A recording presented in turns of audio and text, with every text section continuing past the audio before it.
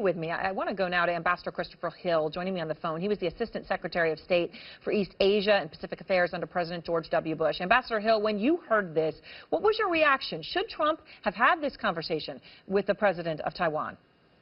Well, obviously, he should not have. We have had for 40 years rather clear policies of how to implement the One China policy. 8 years during the Reagan administration, this never happened. 4 years during the Bush Senior administration, this never happened. 8 years of Clinton, 8 years of George W. Bush, and 8 years of Obama. So this is a real break.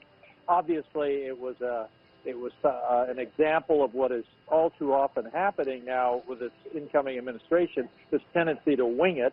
What I'm concerned about is that rather than acknowledge a mistake, they will double down on it, say that this is indeed an effort to change some of the terms of our One China policy. And that's a huge mistake. We have a lot of stuff going on with China. We've got South China Sea, we've got North Korea. We don't need this right now. And Ambassador, you know, to your point about them doubling down, this was not a mistake. I mean, we know a pro-Taiwan advisor of Trump's team who worked closely with Dick Cheney facilitated this phone call, right? It was purposeful. We know no one in the Trump camp consulted the White House or the State Department before the phone call was made.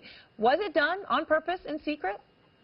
Well, I do know the individual you're talking about, Steve Yates. He worked for Dick Cheney, and he worked on Taiwan, and he, you know, beavered away with really a concept that there was no such thing as the People's Republic of China.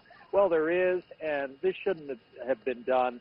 And whether it was Steve Yates trying to organize this, there should have been someone in the transition, perhaps the National Security Advisor, say, wait a minute, let's think this through. And clearly, there's just too much of this kind of winging it and this kind of deinstitutionalization that's going on. That is, why ask the State Department? Why ask the National Security Council staff? Why not just go ahead because it feels right? And this is not going to be the last of these kinds of things. So things need to get cleaned up in a hurry in Washington. Ambassador Hill, thank you very much for your time.